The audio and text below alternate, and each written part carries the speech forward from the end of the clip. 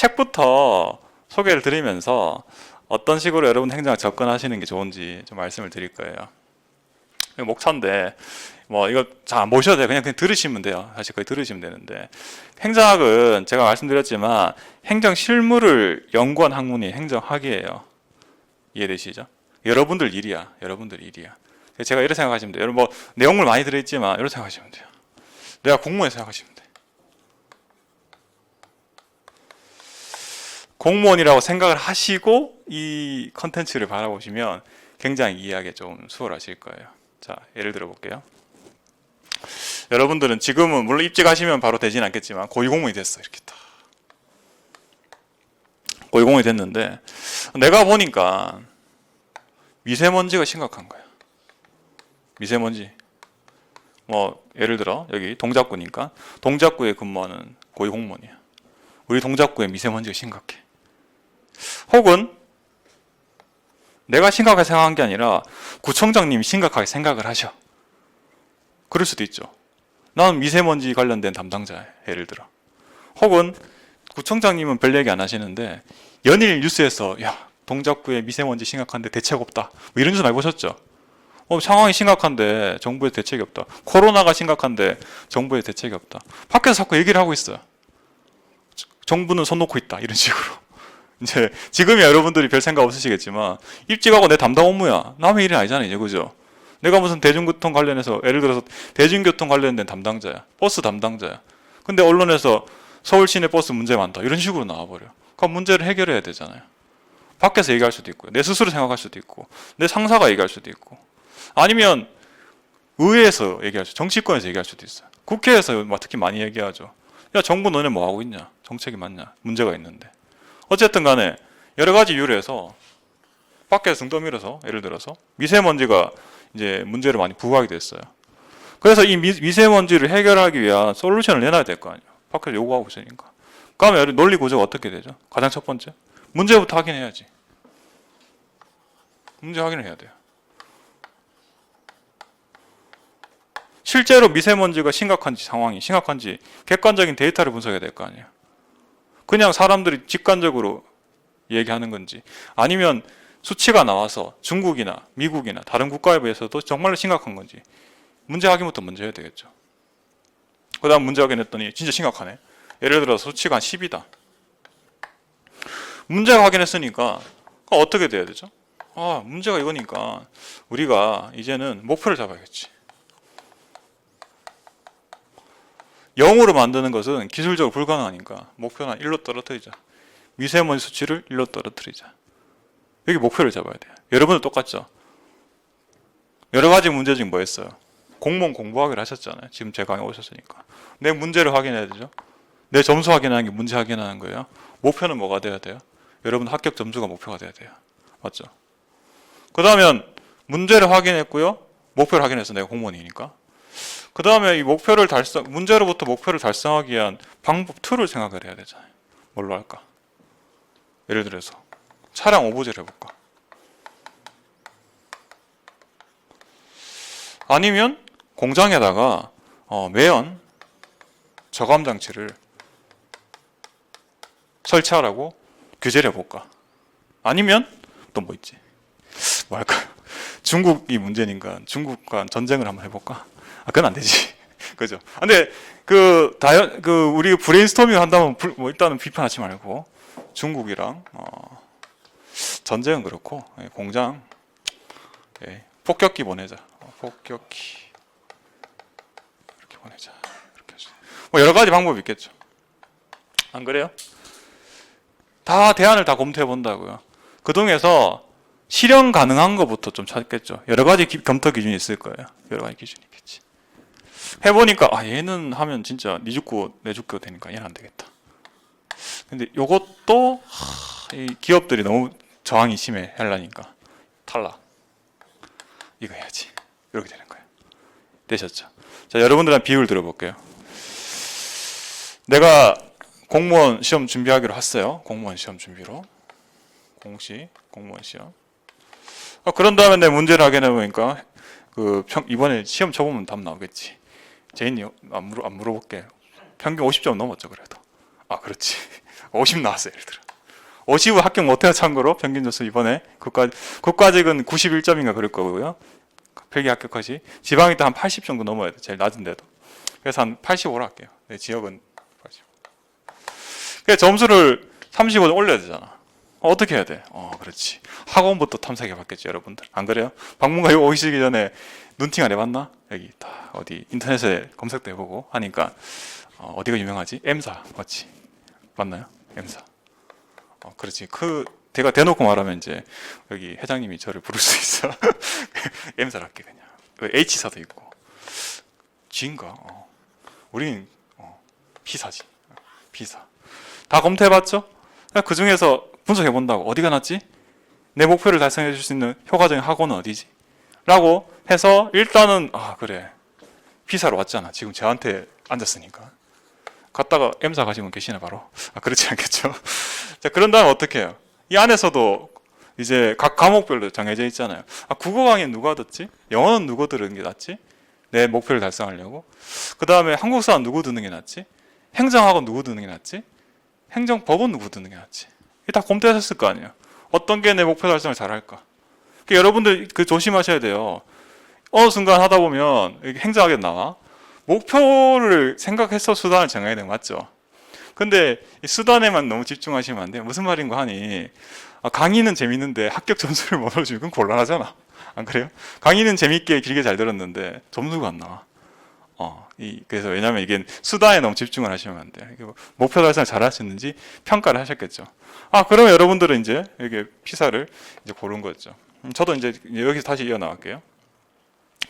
그래서 차량 오브제를 하기로 결정을 했어요. 오케이. 차량 오브제 하자. 차량 오브제를 하기로 했으면은 실제로 해야 되죠. 결정만 해서 끝나는 게 아니잖아. 차량 오브제를 하고 있는데 그러면 결정한 대로 잘 작동이 되면 되는데 안 되는 경우가 너무 많아요. 차량 오브제 하려니까 여기 제이님이 난 맨날 차 타고 출퇴근하는 사람이야. 갑자기 차량 오브제 하겠대. 불편하잖아요. 그러면 구청에다가 장난치냐? 나 지금 출퇴근해야 되는데 이런 얘기 안 할까요? 맞죠?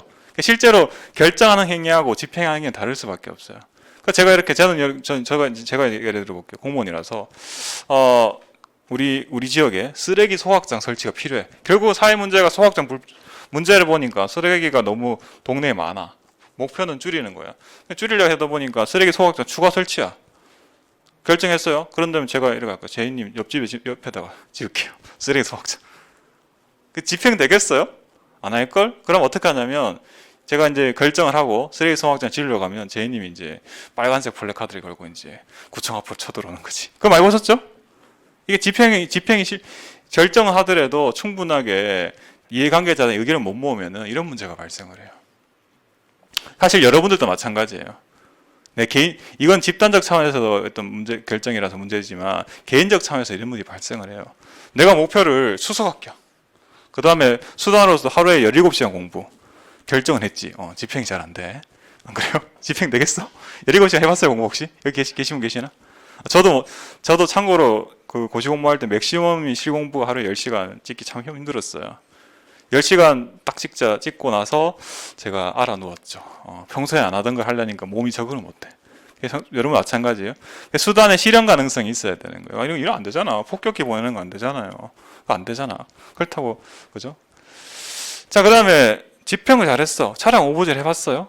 해보니까 이게 효과가 있는지 아닌지 확인해야 될 거 아니에요. 차량 오브제가 정말로 미세먼지 저감에 딱 가시적인 효과가 있는지.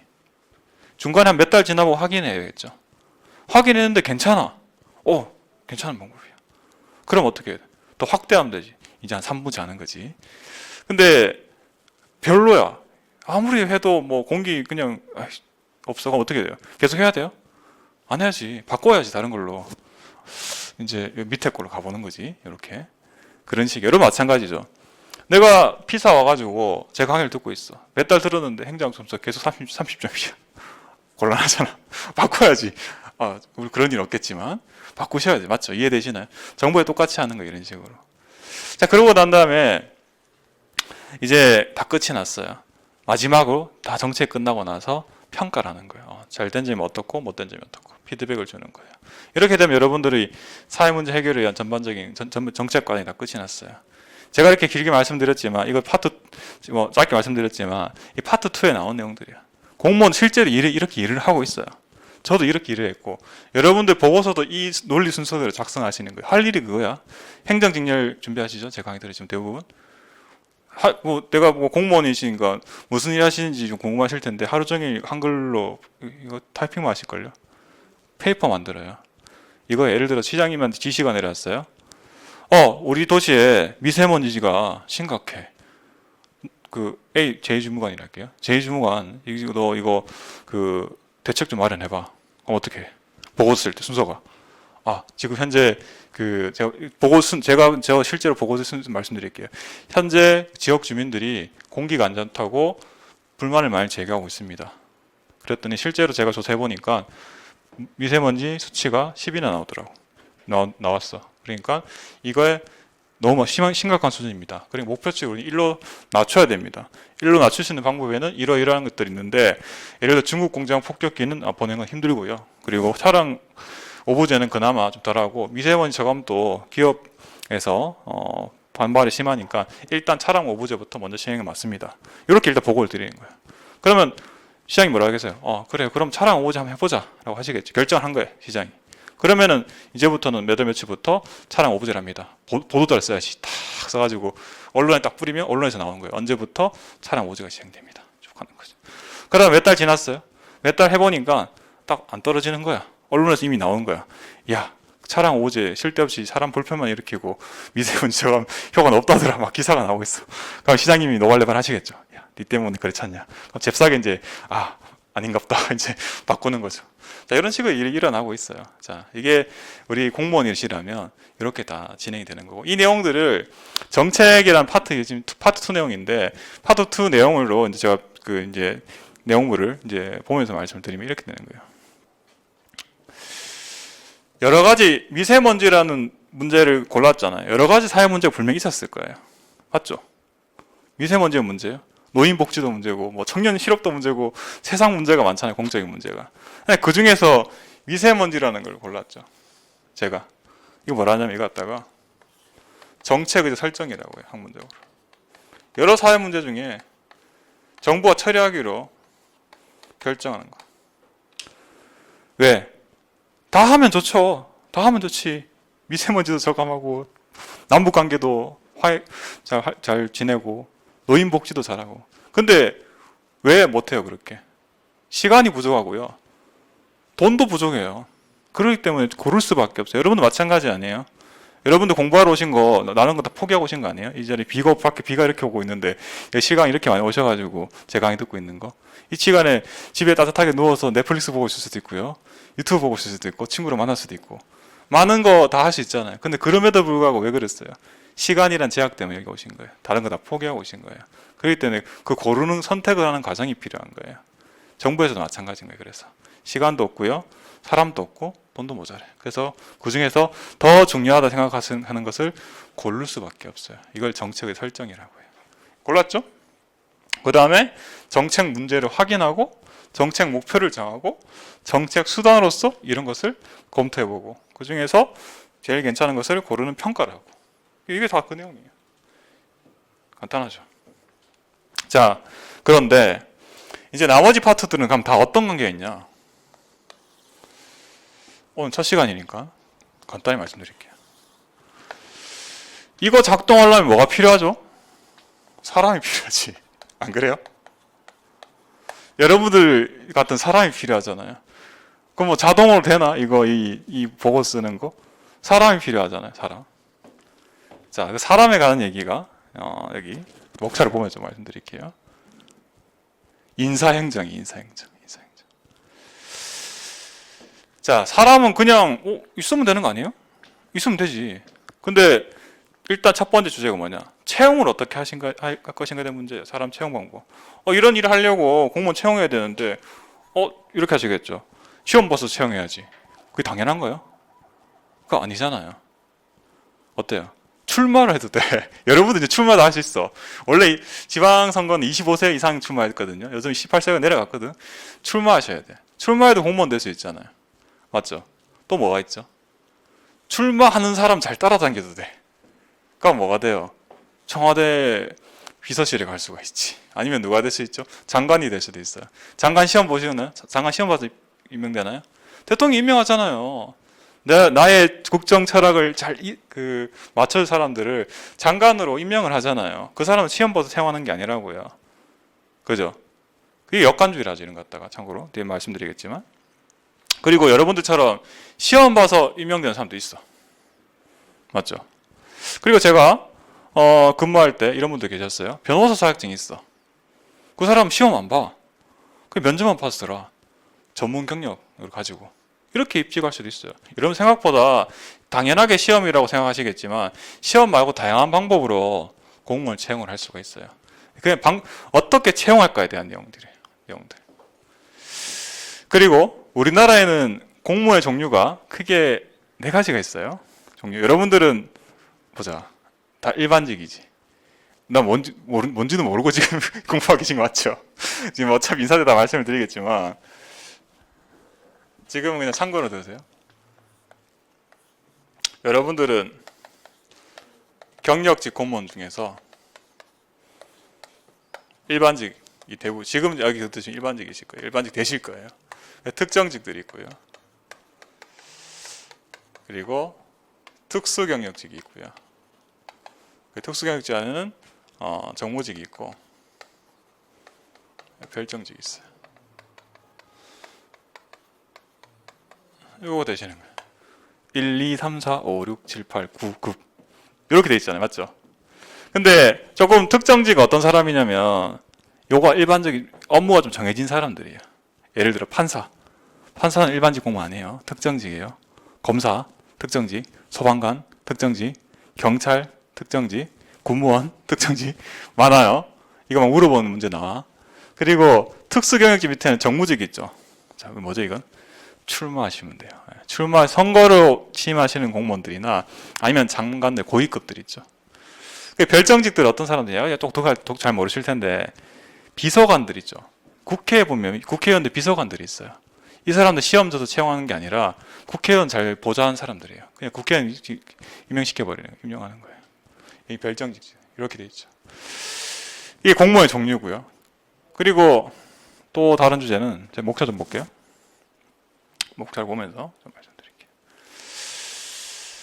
임명까지 말씀드릴 거예요. 임용이라면 돈을 쓰긴 해요. 그리고 입직한 다음에 교육훈련 받으실 거예요. 여러분들 전문성 없어요. 합격하신다고 전문성이 안 생겨요. 국어 공부하면 전문성 생기시나요? 일 못해. 가시면 몇 년 동안 배우실 거야 돼요. 그러면은 교육이 중요해요.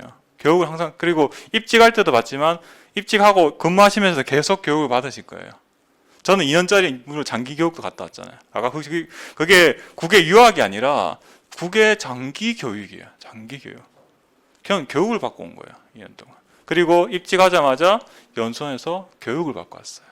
여러분들도 교육을 받으시러 갈 거예요. 지금 한글 한컴 쓰실 줄 아세요? 단축키 좀 하시나? 하시는 분 계시겠지만 대부분 잘 모르시죠? 보고서 양식 아세요? 모르잖아요. 그거 다 배우실 거잖아요. 그죠? 그리고 그 기관의 주요 정책이란 이런 것들은 면접 준비를 잠깐 보시겠지만 좀 디테일하게 배우셔야 돼요. 어떻게 기관이 어떤 일을 하고 있는지. 그에 대한 것들. 그리고 공무원들 채용하고 난 다음에 그냥 가만히 냅두는 게 아니야. 여러분들 학교에서 성과 관리 어떻게 했어요? 대학 다니시는 분들 아시겠지만 성과 관리 어떻게 했어요? 가만히 냅두나? 아니지. 시험 보잖아. 학습을 잘하고 있는지 아닌지 어떻게 해요? 학점 관리 하셔야 되잖아요. 공무원도 마찬가지예요. 내가 그거 들어가면 땡이 아니야. 6개월마다 여러분들 6개월마다 평가 받으실 거예요. 업무에 대해서. 누구한테? 상사한테. 평가를 계속 받는 거예요. 평가를 6개월마다. 평가가 뭐 하겠어요? 성과금 주고요. 그리고 나중에 승진할 때도 반영이 다 돼요. 자, 이런 것들을 배우는 거예요. 중요하죠? 지금은 여러분들 내가 나중에 합격할 생각하겠지만 합격과 동시에 공인 바로 되는 거야. 내 근무 적성도 잘 받아야 될 거 아니야. 그래서 제가 우스갯소리를 일하잖아요. 야, 성적 잘 받으려면 상사랑 주말에 등산도 따라가야 되고 퇴근하고 집에 일찍 못 가고 회식도 좀 가야 되고 노래방 가서 탬버린 좀 흔들어야 되고 잘 흔드셔야 돼. 가서 이왕 그 가시 있고 했으면 마음을 비우고 그러면 승진은 6개월 정도 빨라 갈 수 있어. 제가 농담 같지만 농담이 아니야. 그리고 공무원 보수 중요하죠.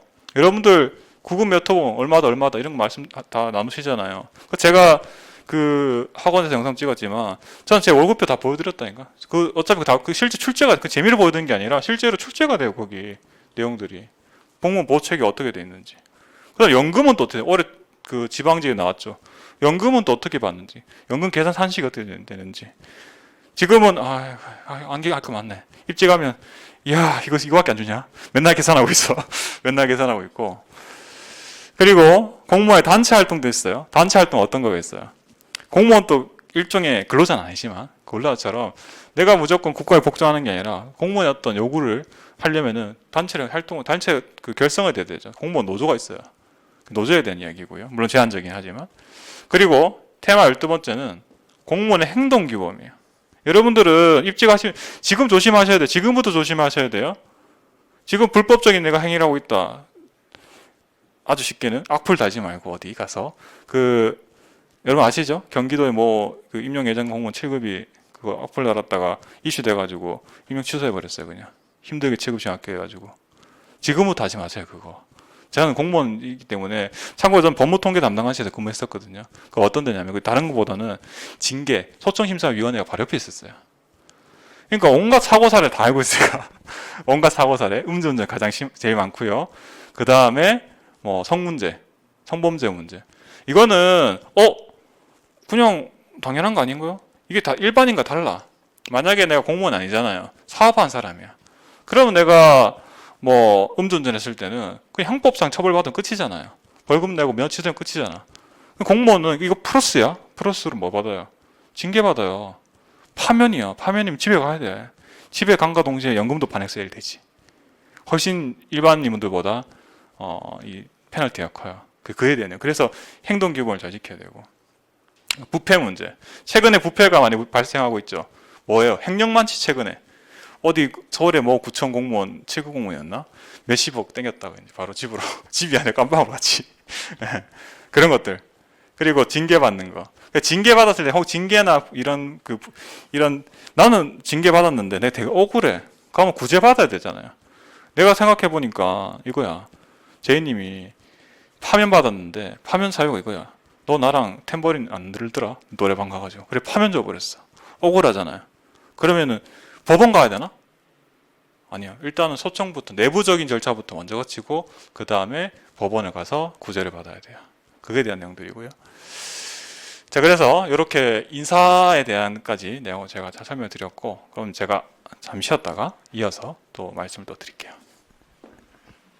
자, 지금 앞서까지 말씀드린 게 우리 책에서 정책이랑 인사 파트에 대한 아주 간단하게 설명을 드린 내용이고, 그 다음에 지금 더 말씀을 드린 게 적절치 않기 때문에 간단하게 말씀드리겠지만, 여러분들 모든 일을 할 때는 먹고 숨 쉬는 것 자체가 돈이 필요하잖아요.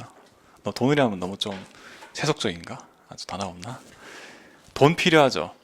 안 그래요? 여러분들 당장 오늘 하루 먹는 거, 그리고 강의 수강하는 거, 그리고 뭐 각종 내가 예를 들어서 여기서 자취하시면 자취방도 돈을 내야 되는 거고, 핸드폰 요금도 내야 되는 거고, 내가 활동을 하기 위해서 뭐가 필요하죠? 돈이 필요하죠. 마찬가지, 정부에서도 마찬가지예요. 사람도 필요한데 돈이 필요해요. 돈이. 그 파트가 말씀드리는 게 재무 파트예요.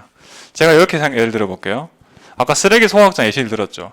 야, 우리 동네에 쓰레기가 너무 넘쳐나. 그러니까 쓰레기 좀 줄이려면 쓰레기 소각장 설치하기로 결정을 했어요. 그럼 지어야 되죠. 지으면 제님이 자기 사비 틀어서 지을까요? 아니지. 돈이 있어야 돼요. 모든 정부 정책은 돈이 수반돼. 아주 제가 뒤에는 이제 단어를 바꾸겠지만 돈이 반드시 필요해요. 돈이 없으면은 아무리 좋고 그럴싸한 계획을 세우더라도 그 계획이 작동할 수가 없어요. 맞죠? 여러분들 공무원 공부하기로 결정하셨고 피사 와가지고 제 강의를 듣기 위해서도 돈이 필요하잖아요. 아니 당장 먹고 살아야지 일단. 정부도 다 마찬가지. 공무원은 월급도 줘야 되고요. 그 다음에 지으려면 땅도 사야 되고, 그래 건축회사에 건축비도 줘야 되고, 또 감리하면 감리해야 되고, 나는 짓고 나면 또 관리하는 직원도 상주시켜야 되고, 관리비도 필요하고, 돈이 필요해요. 그래서 아무리 그럴싸한 계획, 아무리 멋진 계획을 세우더라도 아주 현실적인 문제는 돈이 수반이 돼야 돼요. 그게 가장 중요해요. 이게 없으면은 작동이 안 돼요. 자, 근데 반대로 얘기하면 도서관을 짓기로 하는데 돈을 쓰기로 했으면은 거꾸로 얘기하면 그 사업을 하기로 결정을 한 거랑 똑같은 거예요. 이해되시나요? 계획은 계획대로 가고 예산대로 따라가면은 계획이 작동을 못 해요. 나는 근데 여러분도 혼자 개인적인 차원에서는 같이 동시에 고민하잖아요. 결정도 내가 했고, 내가 학원 비용이 있나? 같이 고민하셨죠. 근데 정부에서는 특히 이 돈을 다루는 돈주머니 쥐고 있는 부서하고 사업하는 부서가 따로 돼 있어. 그러다 보니까 이게 따로 움직일 수가 많아요. 예를 들어서 제이님께서 그 도서관 담당자야. 그래 도서관을 얼마 짓기로 했냐면, 그래 이런 문제를 해결하기 위해서 우리 지역에 예를 들어서 이 사회 문화시설이 부족해. 그래서 목표 문화시설 확충. 문화시설 확충한 방법으로 도서관 신설이야. 이렇게 했어. 계획을 세웠어. 이렇게 다. 그래놓고 담당자니까 또 얼마나 멋지고 크게 짓고 싶겠어요? 그래서 1,000억짜리 하나 진짜 그래. 그렇지. 1,000억 원짜리. 딱 계획을 멋지게 해가지고 구청장님께 딱 보고를 드렸어요. 구청장님 뭐라 할까요? 니 돈 있어? 딱 이럴걸. 너 돈 있냐? 니가 낼 거냐? 그러면 여기서 뭘 놓쳤냐면 예산을 담당하는 부서에서 협의를 받아야 돼요. 그러니까 예산을 담당한 부서에서는 모든 사업 부서에 있는 사업들을 다 받아본다고요. 도서관 부서에서는 도서관 사업도 보고, 그 다음에 복지부서는 복지부서도 보고, 다들 많이 돈을 달라고 해요. 사업들 많이 한다고. 그런데 예산을 담당한 부서에서는 1년 동안 쓸 수 있는 재원이 바구니가, 주머니가 한정이 돼 있어요. 그럼 어떻게 하겠어요? 아예 우선순위에서 이 사업이 밀려버릴, 자기들이 보기에 전체를 봤을 때 복지가 더 중요하다. 그럼 이거 안 하는 거야. 아니면 복지보다는 그래 이거 필요하긴 한데 1,000억은 너무 크다. 야 우리 한 100억만 할까? 이렇게 할 수도 있어요. 이해가 되시나요? 그래서 여러분 특히나 실제 현직 공무원도 이런 실수를 많이 해요. 저는 기조실에 근무했기 때문에 기획조정실이랑 예산 담당관실이랑 부서가 따로 있어요. 저는 그 조정한 업무를 했거든요. 각 들어온 사업에 대해서 어떤 사업을 먼저 하고 어떤 사업을 예산을 좀 줄이고 늘릴까 이런 거에 대해서 많이 검토를 하던 사람이었어요. 일반 부서에서는 이 개념이 없어. 그냥 일단 많이 지르고 봐. 1,000억 주세요. 그냥 일단 달래요. 그냥 밑도 끝도 없이. 그래서 이런 자원의 배분을 어떻게 할지 재원이 한정이 되어 있기 때문에 자원 배분에 대한 이야기를 할 거예요. 어디에 얼마큼 쓰는 게 적절할까? 이게 근데 그 총론과 관련 있는데 이 경제적인가 한번 따질 수 있나요? 삼성전자 회장이라면 수익을 가장 많이 낼 수 있는 방법으로 배분하겠죠. R&D에 얼마 넣고 그 다음에 뭐 마케팅비 얼마 쓰고 딱 이렇게 하겠죠. 근데 행정에서는 그렇게 하진 못해요. 경제선도 중요하지만 예를 들어 형평성도 중요하잖아요. 행정에서 시골 지역엔 짓지 말란 말인가? 공항도 짓지 말고 도로도 짓지 말고 도서관도 짓지 말고 노인밖에 없으니까 이러면서 그렇게 안 하잖아요. 이해되시나요?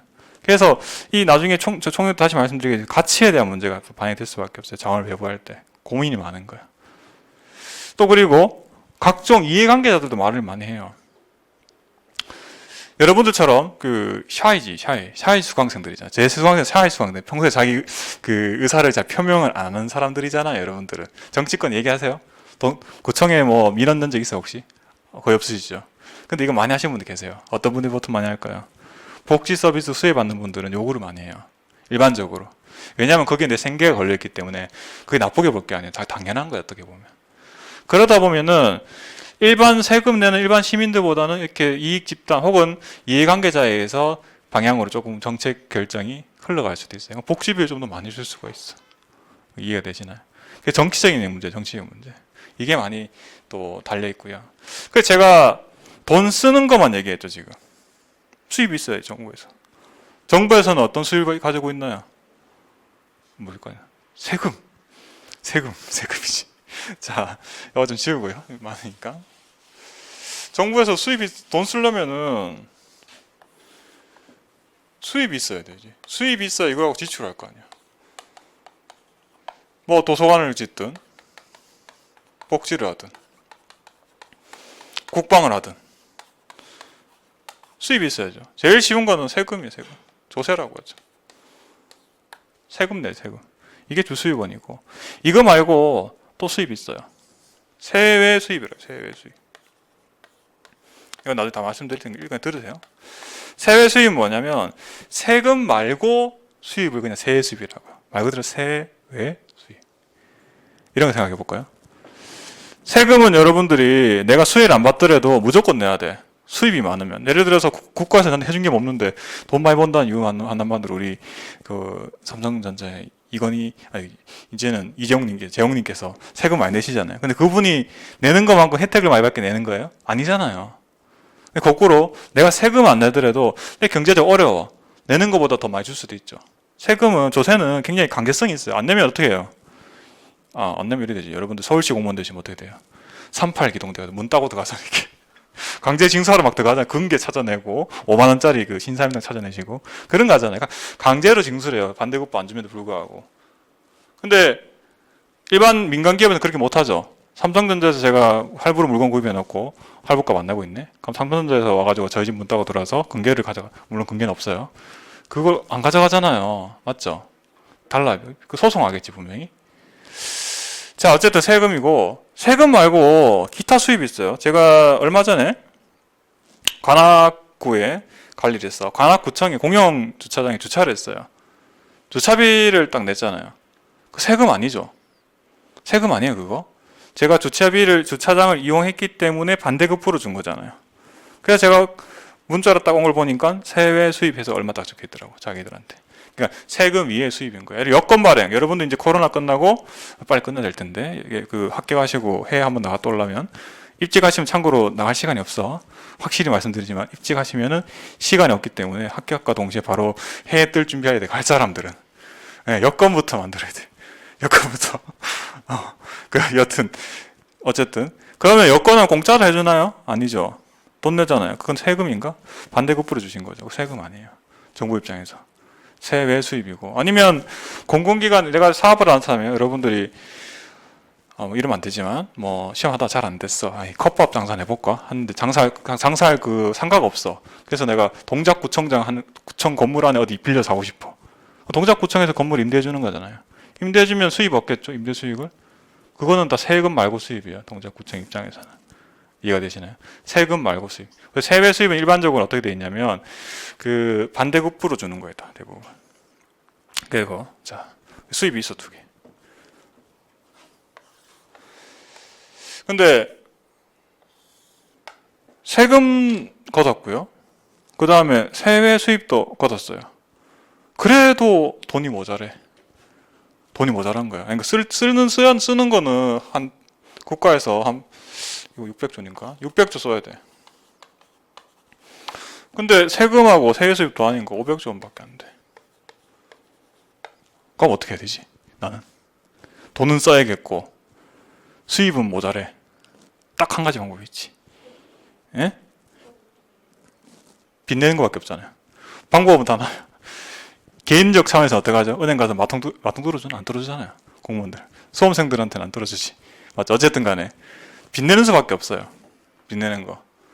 그래서 빚 내는 행위를 갖다가 근데 일반적인 우리 사람 그 개인하고 달리 국가에서는 그냥 빚 늘린 게 아니라 다른 방법이 있죠. 국채 발행이 있어요. 국공채 발행. 국채를 발행하는 방법이 있어요. 이걸로 빚내서 충당할 수밖에 없어요. 뭐 당연하죠. 내가 스스로 못 보니까 그건 꼭 써야겠고 빚내는 방법이 있어요. 근데 국가는 일반 개인보다는 신용도가 뛰어나. 왜 그러냐면 어차피 내년에 세금이 들어오기 때문에 담보가 되는 거죠. 여러분도 직장인 되면은 왜 마의 통장을 뚫어주나요? 그 사람이 앞으로 향후 돈을 벌기 때문에 돈을 빌려주는 거잖아요. 국가도 마찬가지예요. 향후 세금이라는 수입원이 있기 때문에 이제 국채를 발행하더라도 발행해서 팔 수가 있는 거죠. 이렇게. 뭐 채권은 행정학 범위가 아니긴 한데 이런 거예요. 이런 거. 가장 간단히 말씀드리면 이런 채권이 있어요. 100만 원의 원금이 예를 들어 이자가 10%고요. 만기가 10년이야. 자, 그러면 이 채권을 가지고 있는 국가에서 이렇게 발행을 할 거예요. 그러면 이 채권을 가지고 있는 사람한테는 매년 10%씩 이자인 10만씩 주는 거예요. 그리고 만기가 되면 이자랑 원금을 같이 주는 거예요. 자, 그러면 투자자 입장에서 만약에 이 채권의 액면 금리가 시중 이자보다 높다. 채권을 살 만한 유인이 충분하죠. 그죠? 근데 금리가 시중 이자보다 낮다. 그럼 채권 안 살라고 하겠죠. 그러면 채권 가격이 떨어져요. 이게 경제에서 나온 얘기긴 하지만 어쨌든 국가는 이런 걸 할 수 있죠. 근데 나도 채권 하고 싶은 거죠. 제가 예를 들어서 그래서 여기 대한민국 국채가 아니라 김재준 채권을 해서 제가 채권을 발행할 거야. 그래서 원금은 100억이고요. 이자는 50% 드릴 거예요. 제가 사실래요 혹시? 사실 생각 없어요. 왜? 왜 그렇죠? 왜 안 살라고 하죠? 먹튀할 수 있잖아요. 신뢰성이 없잖아요. 근데 가끔 국고에서도 먹튀 사태가 벌어지지. 그죠? 저 그리스 사태 보면 디폴트 선언해버리잖아요. 그래서 이런 식으로도 국가에서는 이 돈을 빌려서도 사용할 수가 있어요. 그래서 이게 계속 누적되다 보니까 국가의 빚이 얼마다 그 얘기 뉴스에서 많이 나오고 있죠. 참고로 우리나라는 GDP 대비 국채 비율이 여전히 낮아요. 높다고 또 올라가고 있지만 그렇다고 해서 뭐 미국이나 일본보다는 여전히 전체 우리나라 1년 GDP 대비해서는 낮은 수준이에요. 참고하시고요. 자, 그래서 이런 얘기들 지금 뭐 워낙에 또 디테일한 내용이 많기 때문에 여기까지만 말씀을 드릴 거고요. 자, 그리고 이제 조직으로 좀 넘어가 볼게요.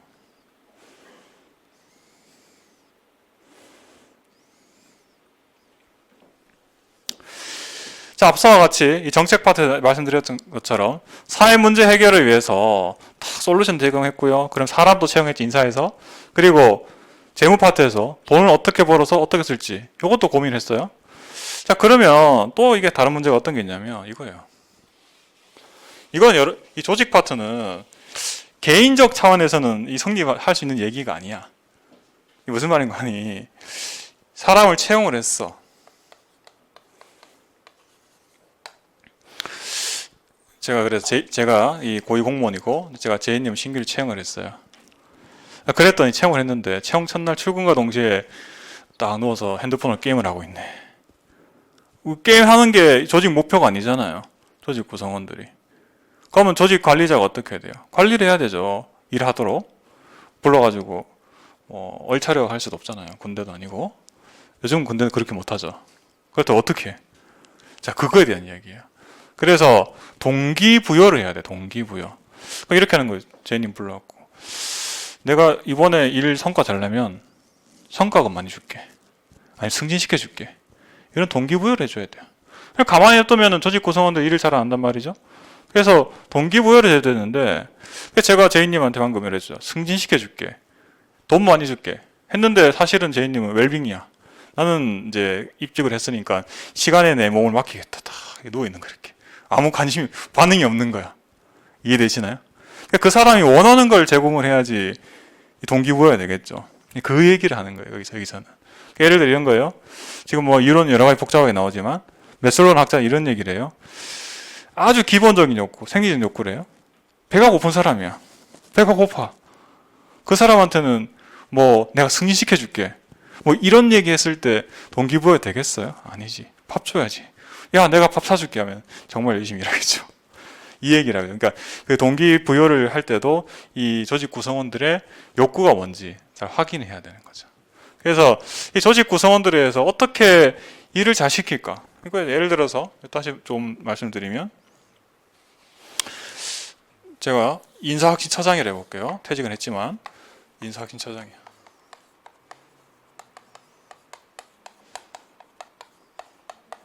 이렇게 돼가지고 제가 인사혁신처의 목표 달성을 해야 되죠. 인사혁신처라는 조직을 만든 이유가 있을 거 아니에요. 그러면 우수인력 채용,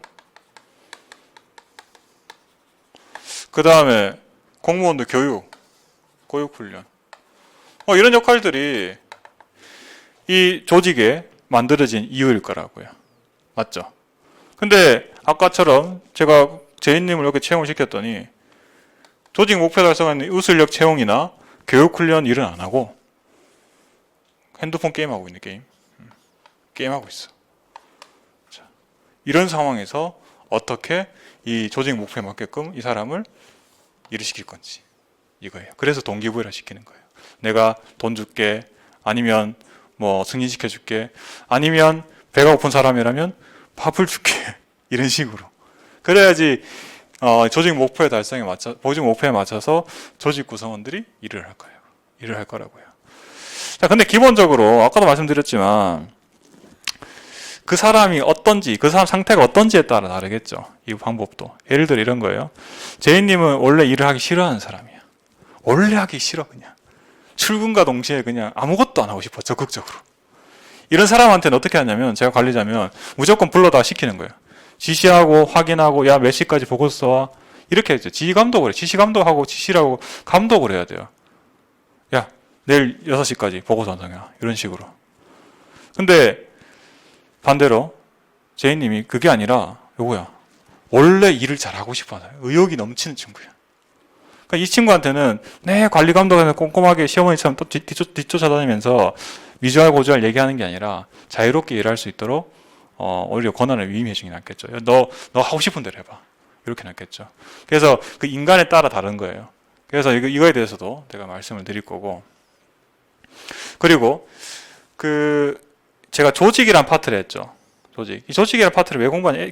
애초에 이 기본적인 과정은 혼자 일하지 않기 때문에 이런 문제가 발생하는 거죠. 동기부여라는 것 자체가 조직 구성원이라는 말을 썼잖아요. 제가 혼자 일하는 게 아니기 때문에. 그래서 이 조직이라는 것은 조직 문화라는 게 또 있어요. 행정 문화 들어보셨어요, 혹시? 조직 문화? 조직 문화 때문에 힘들다, 이런 말 들어보셨죠? 예를 들어 볼게요. 제가 아까 이런 거 했죠. 퇴근하고 나는 오늘 칼퇴해서 탑건 보셔서 탑건 봤나? 봤어요? 탑건 보러 가기로 했는데 과장님이 갑자기 노래방 가자. 나는 따라가야 될까? 탑건을 보러 가야 될까? 어렵죠. 권위주의적 문화라면 어렵죠. 그러니까 이런 것 제가 비유를 말씀을 드려요. 오늘 제가 점심 때 팀에서 점심 식사를 하는데 여러분 막내잖아요. 저는 짜장면을 극혐하고 짬뽕을 좋아하는 사람이야. 딱 갔는데 팀장님이 짜장면을 시키고 있어. 팀원들도 짜장면을 시키네. 나는 그 상황에서 짬뽕을 시킬 수 있을까? 이게 조직 문화적인 측면이에요. 자유로운 문화라면 자유롭게 시킬 수 있죠. 참고로 저는 못 시켰어요. 열심히 국장님께서 시키시면 이미 내적 갈등 겪지 말자. 빨리 포기했지. 저도 어떻게 해야 되죠, 제이님? 자, 1번 짜장면 시킨다 분위기에 승진 빨라서 특징이 이거예요. 짜장면 다 시키고 난 짬뽕을 좋아해. 나는 자유롭게 그래도 짬뽕 시키신 분 있고요. 그 다음에 조금 약간 싫은 태를 내. 아니면 그냥 어쩔 수 없는 표정이 있죠. 막 대놓고 싫지 못하더라도 그냥 그 영혼 없는 표정은 저도 짜장면이요. 이렇게 할 수 있죠. 근데 이 뼛속까지 공무원들 어떻게 해요? 저는 원래부터 짜장면 좋아했다고. 탁월한 선택이시라고. 자, 이러면 승진을 빨리 하는 거지. 이해되시나요? 이런 말 있잖아요. 피할 수 없으면 즐기라고. 어차피 그래. 노래방 가면 그냥 진짜 복날 개끌리같이 가거든. 이렇게 너무 그러지 마. 마음을 비워. 내 몸은 걸 내려놓고 국장님이 노래 부르시면 열심히 템포를 흔들어 드리는. 요즘은 좋아졌어요, 참고로. 왜요? 코로나 때문에 잘 못하고 있어요. 특히 공무원들은 코로나 때문에 공무원 회식했다 이러면 어떻게 돼요? 언론에 막 터져버리잖아. 그렇기 때문에 오히려 민간 회사보다 훨씬 더 잘 안 해요. 다시 다행이라고 해야 되나? 어쨌든 지금은 힘들대, 물어보니까. 이런 게 조직 문화예요. 그러니까 내가 조직 문화라는 건 학습하는 거잖아요. 그래서 여러분도 입직하고 나서 공무원의 적응 기간이 필요하다는 말 들어보셨죠? 맞죠? 그게 다 이런 거예요. 조직 문화 때문에 힘들어 하시는 거예요. 팀장님 퇴근하는데 6시에 퇴근하시는데 나는 퇴근해야 될까? 내적 갈등 겪거든. 자, 이게 조직 문화 때문에 그런 거예요. 그래서 조직 문화가 다양하게 있어요. 그거에 대해서 내용을 좀 공부를 하시게 될 거예요. 자, 그리고요. 5번째는 조직 내 의사 전달도 있어요. 사실 큰 중요한 내용들은 아닌데 혼자 일을 하는 게 아니라니까 항상 커뮤니케이션을 하게 돼 있죠. 그래서 여러분 특히 면접 보실 때 주의하셔야 되는데 혼자 하시는 거 아니에요. 혼자 내가 잘한다고 공무원 될 수가 없어요. 무조건 같이 하는 일이야. 내가 싫어도 같이 해야 돼. 싫은 태 안 내고 하면 프로야. 커뮤니케이션을 잘 하셔야 돼요. 커뮤니케이션. 이해되시나요? 근데 커뮤니케이션도 타이밍을 잘 봐가면서 해야 돼. 잘 봐가면서. 예를 들어 볼게요. 제가 있을 때 이 눈치 없는 직원들이 꽤 있어. 눈치 없는 직원들이. 과장님이 예를 들어서 자기 과 전체에 아주 중요한 행사 때문에 바빠. 근데 자기 보고한다고 별로 중요한 일 아닌데 자기는 보고 빨리 끝내놓으면 편하잖아. 마음이 편하잖아요. 야, 끝났다 이제. 끝내놓고 나 좀 쉬어야지. 이러시고도 과장이 이제 바빠 죽겠는데 그 와중에 들이민 사람들이 있어. 이해되시나요? 이 커뮤니케이션이 잘 안 되는 거야. 커뮤니케이션 또 환경이 중요한 거예요. 이해되시나요? 요즘은 참고로 이 업무 카톡도 많이 주고 받으실 거예요. 카톡으로도 많이 하시게 될 거예요. 참고로 아직도 저는 그 카톡 친구 목록에 공무원들이 훨씬 많아. 아직 제가 퇴직한지 모르고 아직 뭐 명절에 그 시의원님께서 카톡을 자꾸 보내. 단체 카톡으로. 답변 그리 애매하고 여튼 그런 게 있고. 여섯 번째는 갈등이에요. 갈등. 역시 갈등도 물론 내 혼자 스스로 내적 갈등이 경험도 계시겠지만 대부분 어때요? 다른 사람하고 같이 일을 하기 때문에 혹은 내 부서가 아니라 다른 부서하고의 갈등을 겪기 때문에 같이 일을 하기 때문에 갈등이 발생을 하죠. 그래서 이 갈등 문제를 어떻게 해결하는 게 좋은지에 대한 내용이 갈등 파트예요. 그래서 역시나 조직이라는 파트, 즉 혼자 일을 안 하기 때문에 이런 갈등이라는 내용이 나올 수가 있는 거예요. 여기서는 갈등을 무조건 부정적으로 보지도 않고 또 긍정적으로 보지도 않아요. 갈등 관리라는 내용이 나올 텐데 그건 뒤에 말씀드리고요. 자, 그리고요, 권력은 뒤에 말씀드리고, 이 리더십이라는 게 또 있어요. 리더십. 아까는 사실 제가 리더십 겸해서 설명드렸는데, 동기부여 파트에서는 조직 구성원들이 일을 잘하니까 어떤 인센티브를 주는 게 좋을까에 대한 내용이었고, 리더십은 이거야. 이 제이님이 제가 채용시켜놨더니 일을 안 하고 게임만 하고 있네? 그러면 어떻게 하면 리더가 이 조직 구성원들을 조직 목표에 맞게 잘 일을 하게끔 이끌어갈까에 대한 이야기. 이게 리더십이에요. 아주 간단하죠. 다 하기 싫어. 예를 들어 나는 넷플릭스 보고 누워 있고 싶어 그냥. 요즘 뭐가 재밌죠? 넷플릭스 안 보나? 네. 저는 환혼이라는 드라마 보고 있어요. 지금 다 안 나왔는데 열심히 보고 있어. 그죠? 그거 보고 싶은 거야. 일을 안 하고. 그 상황에서 이 조직 리더가 어떻게 일을 잘 끌고 나갈까? 아까처럼 내가 승진시켜줄게 이번에 선거 잘 내면. 이런 방법도 있고요.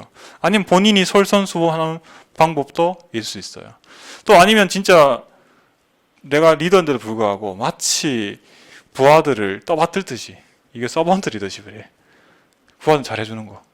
그리고 변혁적 리더십이란 말도 나와요.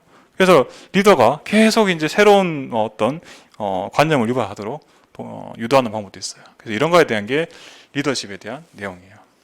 자, 그러면 제가 조직 파트에 말씀드렸던 것들이 두 가지로 크게 정리될 거예요.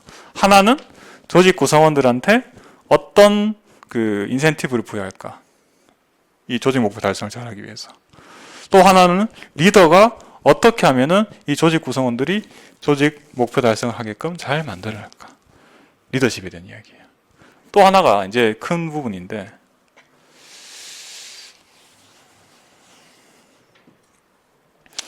결국은 혼자 일하는 게 아니잖아요. 조직이라는 내용 자체가. 그러면 조직 구조를 어떻게 해야 되는지도 얘기 나오고 있어요. 이런 거예요. 가장 간단하게는. 여기 사장, 우리나라에서 다 이렇게 됐잖아요. 여기 부사장, 한 2명. 그 다음에 뭐 있지? 전무, 상무, 이제 밑은 말로 할게요. 부장, 과장, 대리, 쭉 밑으로 있잖아요. 피라미드로. 그거 왜 만들어 놨어요? 여러분들 너무 당연하게 생각하신 거 아니에요? 특히 남성분들 중에 군대 갔다 군경에 있으신 분들 당연히 느끼죠. 소대장, 중대장, 대대장, 연대장, 사단장. 여러분 너무 자연스럽게 받아들이지 않으신가요? 그거 왜 그렇게 만들어 놨을까요? 조직 구조를 그렇게 만들어 놓은 것은 똑같아요. 조직 목표 달성에 적합하기 때문에 그렇게 만들어 놓은 거예요. 군대라는 조직이 잘 작동하기 위해서, 만약에 전쟁 났는데 상하 관계가 없어. 제이님과 저 수평 관계야. 그럼 서로 토론하는, 야 네가 나가라. 안 되잖아. 딱 상명 하복이 딱 돼 있잖아, 조직이. 그래야 군대라는 조직이 잘 작동한다고 본 거예요. 그렇기 때문에 그렇게 만들어 놓은 거예요. 근데 이거 우리가 나중에 배우시겠지만 이거를 관료제라고 해요. 이렇게 만들어 놓으면 조직 목표 달성을 잘한다. 예를 들어서 회사도 이렇게 만들어 놨잖아요. 삼성전자가 이렇게 만들어 놨죠. 삼성전자 그렇잖아요. 회장이 있고 부회장이 있고 사장이 있고 밑에 쫙 있잖아요. 왜 그렇게 만들어놨어요? 이렇게 만들어놔야지 삼성이라는 조직 목표, 즉 뭐 수익 극대화를 잘 할 수 있기 때문에 그러게 한 거예요. 근데 이렇게 안 하는 데도 있어 가끔.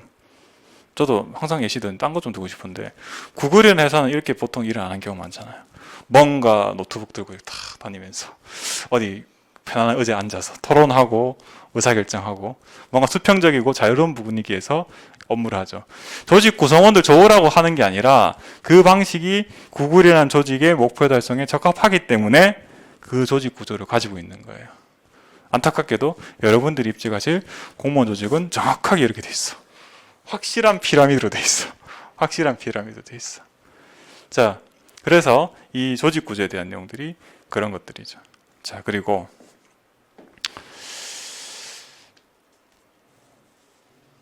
뭐 다른 주제보다는 요건 좀 말씀을 드릴게요. 우리나라 정부 조직은 여러분들 생각하는 어떻게 모르겠어요. 저는 공부할 때 생각했어요. 정부 부처 이름이 바뀐다고 생각해 본 적이 없어. 당연히 외교부는 외교부대로 있는 거고, 국방부는 국방부대로 있는 거고, 행정안전부는 행정안전부대로 있는 거고, 그게 고정돼 있다 생각을 했거든요. 근데 제가 아까 말씀드렸잖아요. 조직 목표 이 조직이 존재하는 목표가 있을 거 아니에요. 인사학 신천은 우수인력 채용이고 공무원 교육시키는 거예요. 근데 만약에 아주 극단적으로 우리나라의 공무원이 다 사라졌어, 오늘 갑자기. 그러니까 이 조직은 있을 필요가 없죠. 공무원이 필요가 없는 상황이라면. 맞나요? 그러면 예를 들어서 이런 거예요. 지금은 그거 안 쓰죠. 삐삐 써봤나? 옛날에. 삐삐 써보셨어요? 본 적 없으시나? 뭘 해야 되지? 스마트폰 나오기 전에 피처폰 쓴 것까지 기억나시나요? 예를 들어서 정부에서 피처폰 지원 부서를 만들어 놨어. 근데 이제 스마트폰 쓰잖아요. 그러면 피처폰 지원 부서는 필요한가요? 필요 없지. 그죠? 그에 따라 환경의 변화에 따라서 조직도 바뀌어요. 이해되시나요? 예를 들어 볼까요? 지금은 이름이 외교부예요. 근데 한때 이름이 외교통상부였어요. 통상기능이 외부교부가 같이 했어. 그리고요, 제가 근무했던 행정안전부, 지금 행정안전부 맞죠? 자, 어떻게 바뀌었냐? 제가 근무한 동안만 여러 번 바뀌었어. 행정안전부 하다가 몇 달 있으니까 안전행정부로 바뀌네. 이름 앞뒤로 바뀌었어. 안전이 중요하다. 그러다 좀 있다가 다시 행정안전부로 원상복귀 되네. 그러다가 그 다음에 행정자치부로 또 바뀌대. 그러다가 다시 행정안전부야. 그리고 인사혁신처가 원래는 지금 분리돼 있죠. 원래 행정안전부에 다 같이 들어있었어. 그래서 저는 임명장이 행정안전부 장관에 받았어. 근데 지금 인사혁신처한테 받으실걸요? 차장 명의로 합격증을, 임명장 이런 것들을. 그래서 조직이 일정하지가 않아요. 계속 우리나라 계속 바뀌어요. 근데 잘 안 바뀐 게 물론 국방부, 감사원 이런 거 잘 안 바뀌었지. 감사원은 또 헌법기관이 하고 국방부 이름 바뀐 적이 없어요 거의. 근데 자주 바뀐 게 있어요. 예를 들어 미래창조과학부 들어보셨나요 혹시? 미창부라는데 박근혜 정부 때 있었는데 사라졌어. 자, 이해되시나요? 계속 바뀌어요 조직이, 정부 조직이라는 것도. 그래서 지금 제 책은 문재인 정부 때 조직도가 들어있어요. 근데 좀 있으면 윤석열 정부가 조직 개편할 거예요. 여러분 내년 시험 보실 때는 윤석열 정부 거로 아셔야 되는데 아직 안 나왔기 때문에 그거는 곧 조만간 나올 거예요. 그거 나오면 또 말씀을 드리게 돼요. 그래서 조직 파트는 제가 다시 정리해드리면 조직 구성원들한테 어떻게 인센티브를 제공할 것인지, 또 어떤 인센티브를 제공할 것인지, 그리고 리더가 조직 구성원들을 어떻게 조직 목표 달성에서 잘 이끌 것인지, 마지막으로 어떤 조직 구조를 만드는 게 조직 목표 달성하는 게 적합할 것인지, 그거 다루는 거예요. 자, 그리고요. 이제 이 소개가 끝나고 나면 바로 시작할 총론 내용들이 있는데, 총론에 들어가는 주제들은 이것저것 다 들어와요. 사실 행정학 전문 서적에서 이래 돼 있지 않거든요. 근데 제가 이렇게 만든 이유는 이 수험업계의 표준이랄까, 그죠? 제가 이렇게 아예 저만 다르게 해버리면 이 또 정합성이 떨어지죠. 혹시 제 기본 강의 들었다가 타 강사분들 모여다 보시면 다른 이래 보시면 곤란하니까 다 맞춰놨어요. 다 이게 업계 표준이에요. 업계 표준. 총론에는 이 주제 저 주제 많이 들어있어요. 그리고 뭐 중간에 또 말씀을 드리면 행정학 강의를 공부하시면서 특히 이공계 출신들이 조금 그 마인드를 좀 바꾸실 필요가 있어요. 이공계에서 받는 전공 과목들은 굉장히, 더 경제학도 마찬가지, 논리적으로 딱 빈틈없이 쫙 다 짜여져 있잖아요. 앞뒤 관계가. 이해되시나요? 근데 행정학에서 다룬 주제들은 그 비유를 들자면 이런 거예요. 그 넷플릭스 프로그램 중에 옴니버스 주제가 있어. 그러니까 약간의 관계는 있지만 서로 각자 얘기하고 있잖아요. 그냥 이해되시나요?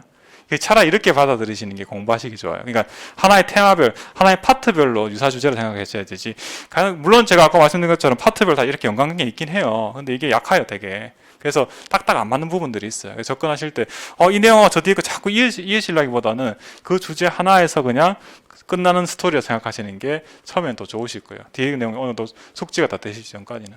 특히 이제 총론에 나온 주제들이 특히 총론 안에 들은 세부 테마들이 테마별로 크게 연관성이 없어요. 안타깝게도 이 주제 다 집어넣는 거예요. 자, 그래서 이 총론에서 나온 테마가 과연 어떤 게 있냐? 일단 첫 번째 나올 게 행정이란 무엇인가에 대한 게 먼저 나와요, 주제가. 자, 특히 그 이공계 분들이 제일 싫어요, 이런 거. 왜? 딱 정해져 있잖아요, 답이. F는 MA지. 물리학과죠. 또 저기 경제학은 뭐예요? 수요 공급 고선 무조건 만났는데 껐잖아, 찾잖아, 그거. 다른 학자 다른 얘기 하나요? 아니죠. 정해져 있어요. 근데 행정학과 사회과학에서는 어떤 얘기 하냐면 네 말도 맞고 내 말도 맞다. 학자마다 각자 관점에 따라 다양한 이야기를 해요. 제가 지금 행정학은 아니지만 제가 5억 공채 2차 과목 중에 정치학이라는 과목이 있어요. 정치학 전공 계신가요? 거기 보면 민주주의가 무엇인가 설명하는데 첫 구절이 그거야. 민주주의를 정의하는 게 300개가 넘게 있다. 300명의 넘는 학자들이 각자 자기 관점에 따라 다른 얘기를 해요. 물론 어느 정도 공통점이 있지만 다 다르다는 얘기예요. 그럼 뭐냐면 행정이라는 그 정의를 할 때 합의된 정의가 없어요. 각자 자신들만의 관점에서 이야기를 하고 있어요. 그 얘기를 할 거고요. 자, 그리고요. 두 번째는 공공 서비스 공급 유형인데 얘네 어떻게 보면 약간 막 경제학에서 배웠던 여러분들 고등학교 사회 시간에 배웠던 내용이에요. 시장제니, 그 다음에 공유제니, 뭐 공공제니, 뭐 이런 것들 말씀을 드릴 거고. 그 다음에 세 번째 보시면 규제라는 것도 있죠. 규제가 뭐예요? 제일 쉬운 게 이거예요. 제가 오늘 학원을 늦어서 예를 들어서 차로 150km를 달려서 시속 학원을 달려오고 있어. 그러면 경찰관이 저를 가만둘까요? 아니지. 잽싸게 하지 말라고 막죠. 즉 특정한 행위를 하지 못하도록 하거나 아니면 하도록 하는 거죠. 예를 들어 마스크 쓰고 있잖아요. 맞죠? 이런 것들이 이제 규제가 되는 거죠. 나는 그냥 숨 쉬고 싶은데 정부에서 하지 말라고 하잖아요. 자, 이런 것들이 규제고요. 네 번째 행정 지도라는 말이 나오는데 이제 지금은 규제가 법제화가 되면 규제가 되고 법제화가 안 된 경우가 있어요. 예를 들어서 이런 거 들어보셨어요? 여러분들 특히 코로나 때 많이 겪으셨죠? 외출 자제 권고를 했죠. 분명히 정부에서는 외출 중국처럼 저기 홍콩이었나 거기 못 나가게 했죠. 정부가 아예 강제로 막았죠. 근데 우리나라에서 뭘 했어? 어떻게 했어요? 그냥 문자로 정부에 발표를 하죠. 가급적이면 집에 못 오세요. 가급적이면 여행 다니지 마세요 했죠. 이거는 법적으로 규제는 할 수 없는 거예요. 이해되시나요? 근데 공익 목적 달성을 위해서 법적으로 규제는 할 수 없지만 이렇게 좀 공고하는 걸 이었다가 행정 지도라고요. 그래서 우리는 행정 지도를 다 경험해 보신 거예요. 이해되시나요? 자, 이거 이해된 내용들이고. 자, 그리고 7번째랑 8번째는 시장 실패랑 정부 실패라는 얘기도 나와요. 시장 실패, 정부 실패 들어보시지 않았어요, 혹시? 나도 그거야. 사회 때 배우나? 제이님은 잘 기억이 잘 안 나. 경제학에는 확실히 나오고요. 사회 시간에 배웠을 수도 있을 거예요. 시장 실패. 정부가 개입하다 보니까 발생하는 문제들. 정부 실패. 정부가 개입하다 보니까, 죄송해요. 시장 실패는, 시장에서 자유롭게 내버려 두니까 발생하는 문제. 이게 시장 실패라고요. 그 다음에 정부 실패는 정부가 개입해서 발생하는 문제를 정부 실패라고요. 자, 시장 실패 예시들은 어떤 게 있죠? 독점 같은 거, 독점. 독점 기업들 어떻게 해요? 가격 막 올려버리죠. 그죠? 아니, 가격 단합하기도 하죠. 최근에 그 기사 기억나세요? 공정거래에 의해서 아이스크림 가격이 많이 올랐다고. 단합을 했잖아. 시장에 내버려뒀는데 문제가 발생한 거죠. 이게 시장 실패라고. 그러기 때문에 정부가 개입을 했어. 정부가 개입했으면 아름답게 잘 풀려야 되는데 문제가 거꾸로 발생하는 경우가 있어요. 예를 들어 지금 뭐 부동산 정책은 실패했다고 평가를 받고 있어요. 정부가 개입을 많이 했어요. 투기 가열지구 지정하고 막 했는데 부동산 값 계속 올라. 자, 이게 또 일종의 정부 정책 실패한 거죠. 그 개입을 하기 때문에 발생한 문제 이런 것들이 있고. 그 다음 주제는 또 이런 것도 있어요. 정부의 규모라고 하는데 정부의 규모는 어떤 거냐면 그럼 정부가 대체 어디까지 개입해야 되냐 이런 것들이랑 관련이 있어요. 이 민간에 내버려 두는 게 맞나? 정부가 개입해야 되냐? 이거랑 좀 관련이 있어요. 예를 들어서 지금 우리나라 같은 경우 대부분 지자체에서 시내버스 관련해 가지고 뭐 준공영제라는 표현을 쓰고 있어요. 무슨 말이냐면 시내버스 민간 기업이 운영을 하는 게 맞아요. 근데 민간 기업에 그대로 내버리면 어떻게 돼요? 저기 오지는 안 가잖아. 안 가려고 하잖아. 수익 많이 나는 노선에만 가려고 하죠. 그럼 지방정부, 지방자치단체에서 시내버스에 대해서 보조금을 다 줘요. 야, 우리가 돈 못 해줄 테니까 이거 너무 더 수익 나는 거 말고 다른 노선 좀 가라고 하고 있어요. 자, 이런 것들이 이제 정부의 규모가 커질 경우에는 이런 행위를 할 수 있겠죠. 규모가 작아 별로 정부가 개입 안 해. 그럼 내버려 두는 거야. 가든 말든 내버려 두는 거야. 수익 나온다면서 가는 거고 아니면 내버려 두는 거야. 자, 그래서 우리나라 같은 경우에는 물리적인 규모는 뭐 그렇게 크지 않다 평가받지만 법제적인 규제 이런 것도 있죠. 이건 좀 강하다고 평가를 받고 있어요. 뭐 이건 뭐 학자들마다 다른 이해가 다르니까 참고하시고요. 자, 그리고 테마 10번째랑 11번째 같은 경우에는 민영화예요. 민영화 어떤 거냐면 원래는 어떻게 해요? 정부가 행정 서비스를 제공해야 되죠. 예를 들어서 미세먼지 이걸 해야겠네. 예를 들어서 여기 지금 애매하게 걸리는 게 어떤 거냐면 여러분 우정사업본부 근무하시죠. 우정사업본부 준비하시는 분이 계실 거예요. 그 우체국 공무원들인데 공무원인지도 모르시는 분 꽤 계시죠. 애매하잖아요. 야, 이거는 민간에서 해야 되나? 아니면은 정부에서 해야 되나? 한국전력은 왜 민간 기업이 아니고 공기업을 있나? 이런 문제들이 있죠. 그래서 민간의 효율을 가져가야 되냐, 아니면 효율보다는 공공성을 가져가야 되냐, 그게 대한 문제예요. 그래서 효율을 따지려면 정부가 하는 것을 민간에 넘겨준다, 즉 민영화를 하게 돼 있어요.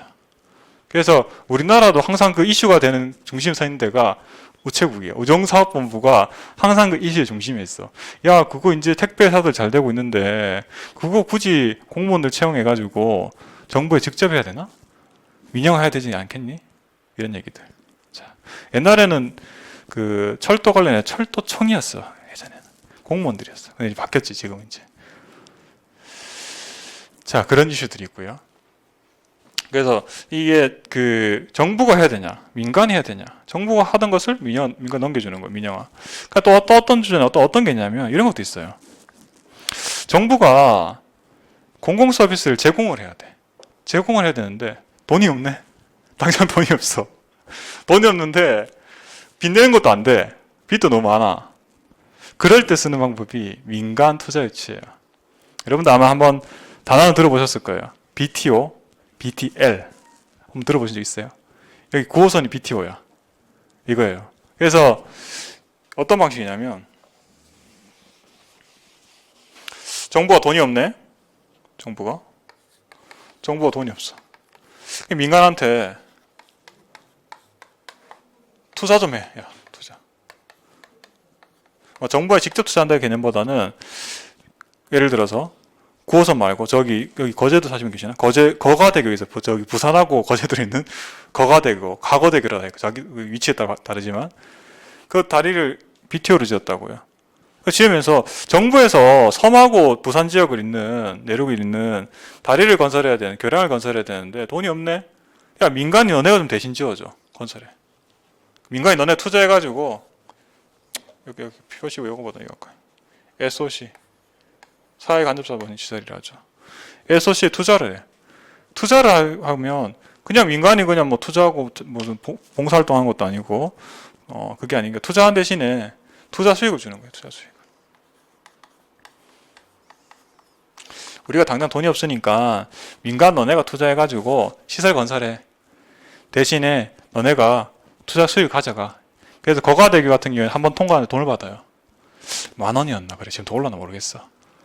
그죠? 그러면 투자할 가치가 있겠죠. 민간 투자회사에서 내가 투자 금액 대비 미래에 수익이 충분하다면은 투자할 유인이 충분하겠죠. 이런 거예요. BTO로 하는 경우도 있고 BTL로 하는 경우도 있고 뭐 여러 가지 방식이 있어요. 그건 제가 디테일을 다 나중에 말씀드릴 거고 어쨌든 공공 서비스를 정부가 제공을 해야 되는데 돈이 없네. 그러니까 민간에서 투자 받아서 공공 서비스를 제공하는 방식을 말하고 있어요. 자, 그리고요. 최근에는 정부하고 시민사회 관계도 중요시되고 있어요. 사실 이건 민주주의랑 좀 관련이 있는데 여러분들이 주요한 정책 결정을 할 때 참고하시는 가장 쉬운 방법이 뭐죠? 아주 근본적인 방법. 투표를 하신 거예요. 투표. 중요한 의사결정을. 내가 할 시간이 없잖아. 그러니까 여러분들이 대리자를 다 선출하셨죠. 지방선거 6월에 하셨나요? 제이님? 했나요? 누군지도 모르죠. 근데 구청장 말고 저기 시의원, 구의원 이런 사람 누군지도 모르고 일단 찍었지 뭐. 이 사람들이 대신 의사결정 하잖아요. 왜? 내가 바쁘거든. 예를 들어서 직접 민주주의다. 우리 동네 도서관에 얼마짜리 지을까요? 그럼 모든 주민이 다 모여서 어디 지을지 토론하고 해야 돼. 수많은 시설에 대해 다 결정을 해야 돼. 하지 못하잖아요. 물리적으로 하지 못하잖아요. 그래서 다 대리자 뽑아놓은 거라고요. 근데 요즘은 중요한 의사결정에 대해서는 주민들이 직접 참여하게 돼요. 예를 들어 이런 거예요. 아까 제이님 집 옆집에 옆에다가 제가 뭐였죠? 쓰레기 소각장 지을 거야. 의사결정할 때. 제가 행정에서 일방적 결정하면 어떻게 돼요? 당연히 집행은 못해. 가서 두루놓을 건데 보나 안 보나. 텐트 치고 빨간색 그 플래카드 탁 써가지고 혈설하면서 난 절대 안 된다 하면서 나를 밟고 지나가라 포크레인아. 눕잖아. 그 많이 보셨죠 그런 거? 그러니까 의사결정하는 단계에서부터 시민들이 직접 참여한 경우가 많아요. 특히 이해관계가 많이 걸린 문제, 이슈가 많은 문제. 제가 근무할 때는 어떤 게 있었냐면 시립 미술관을 어디 짓는지에 대해서 굉장히 이슈가 많았어요. 짓는 것 자체가 문제가 아니라 어디에 지을지에 대해서 굉장히 이슈가 많았어. 왜냐하면 시립 미술관 같은 경우는 대부분 수익시설 아니에요. 우리 동네 짓고 싶어 하겠죠. 지역 주민들도 원하고요. 그리고 지역 정치인들도 다 원해요. 서울시에서 예를 들어서 시립미술관을 대형 크게 짓겠대. 개발 계획을 잡았어요. 그러면 각 구청에서 자기 지역에 유치하기 위해서 유치 경쟁을 벌여요. 그런 건 많이 보셨을 거예요. 이해되시나요? 그 과정에서 가면 어떻게 해요? 의사결정할 때 다양한 시민사회단체들이 참여를 해요. 시민단체에서 의견 내고요. 전문가도 의견 내고요. 그래서 의사결정을 과거처럼 행정에서 일방적으로 하지가 않아요. 뒤에 참여 늘었고요. 자, 그리고 테마 15는 행정의 가치예요. 행정의 가치. 사실 제가 가치 부분에 대해서는 간략하게 말씀드렸어요. 그래서 이런 거예요. 여러분들이 동작구청장에 생각해 볼게요. 도서관은 어디에 지을까? 구청 안에서. 이용객들이 가장 많은 데에만 짓는 게 맞을까? 이게 좀 쉬운 질문이 아니에요. 삼성전자 같은 회사라면 가장 수익을 많이 낼 수 있는 그 자리에 탁 지으면 끝이에요. 기업의 사회적 가치 이런 얘기 하고 있지만 기업은 본질적으로 수익을 많이 내야 돼요. 수익 극대화가 목적인 조직이죠. 맞잖아요. 아니면 생존할 수가 없는데. 근데 행정 조직은 달라요. 수입이 없어도 괜찮아. 어차피 세금으로 걷기 때문에. 그러니까 여러 가지 다양한 가치를 추구할 수 있어요. 예를 들어 동작구에서 가장 이용객이 많이 들어가는데 지으면 제일 좋죠. 가성비는 소위 말해서. 근데 저기 낙후된 지역 있잖아요. 이거 형평성 차원이라고. 형평성 차원. 지울 수가 있어요. 그래서 이러한 가치들에 대해서 배우시게 될 거예요. 과연 어떤 가치를 더 우선시해야 될까? 이건 정답이 있는 건 아니에요. 이해되시나요? 이게 사실은 정책 결정자나 주요 정치인들이 다 판단할 부분이 하지만 그에 대해서도 얘기할 거예요. 그래서 민간 기업과 달라요. 다양한 가치에 대해서 고민할 수밖에 없어요. 그래서 이 가치들은 본질적 가치와 수단적 가치 이렇게 나눠지고요. 그리고 나머지 테마들은 여러분들이 아마 가장 총론에 싫어하실 행정학의 역사예요. 내가 행정 역사를 뭐하려고, 그죠? 다만 수험적인 관점에서 행정 역사 부분을 여러분들이 다 배우시게 될 거예요. 자, 그러면 여러분들이 테마 1, 2, 3, 4, 5 해서 전반적으로 다 말씀을 드렸고 하나 빠진 게 있죠. 하나 뭐가 빠졌죠? 지방자치가 빠졌어요. 올해 지방자치는 정말 많이 바뀌었어요. 정말 많이 바뀌었어.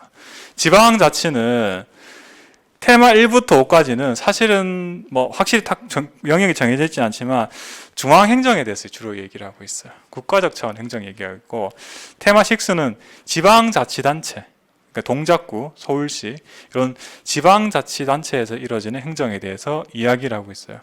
근데 기본적으로는 중앙에서 하는 행정이나 지방에서 하는 행정이나 거의 같아요.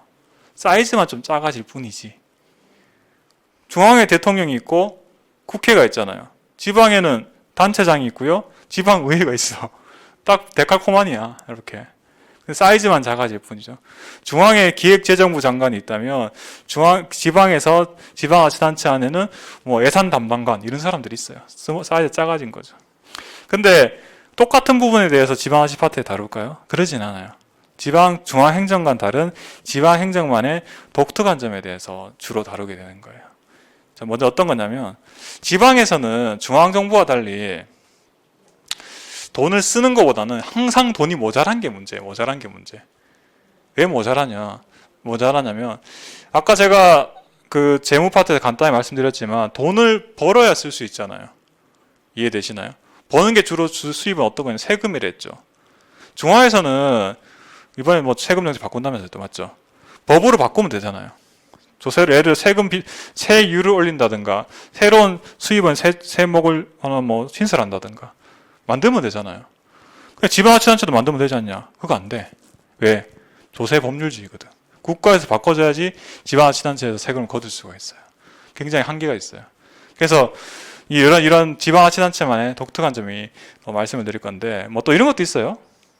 지방에서 스스로 다스린단 말이 지방자치인데, 제가 미국에서 공부할 때 행정학 그 이슈 중에 하나가 이거였어요. 지금도 있을 거야. 미국은 주마다 법이 좀 다르다는 거 아시고요. 예를 들어서 그 담배를 살 수 있는 연령이라든가 면허를 딸 수 있는 연령이라든가, 그 다음 제 같은 경우에는 직접 겪었던 게, 제가 공부했던 미주리주에서는 국제운전 면허증을 가져가면 그 주의 면허를 안 바꿔줘. 제가 참고로 미국에서 그 면허를 땄어. 어쩔 수 없이 면허 시험장 가가지고 시험도 보고 그 드라이브도 하고. 근데 어떤 주에서는 그냥 바꿔줘요. 국제 면허증을 갖고 와도 그 주 면허를 바꿔줘요. 주마다 법이 달라요. 우리나라는 안 그렇잖아요. 서울시랑 다른가요? 부산 다 똑같아요.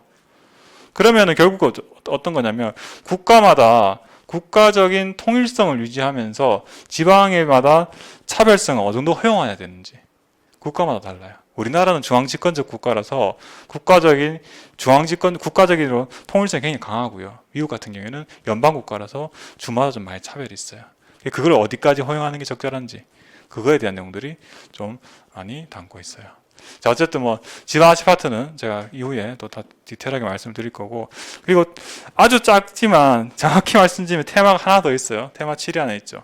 정보화랑 행정한류인데, 정보화는 사실 이슈가 워낙 다양하게 나오고 있어요. 워낙 다양하게. 내용이 많지 않기 때문에 그 부분은 간략하게만 보셔도 될 것 같아요. 자, 그래서 제가 전반적으로 행정학적 교재에 있는 내용 가지고 행정 전반에 대해서 말씀을 드렸고요. 잠시 쉬었다가 제가 본격적으로 총론부터 진행할게요.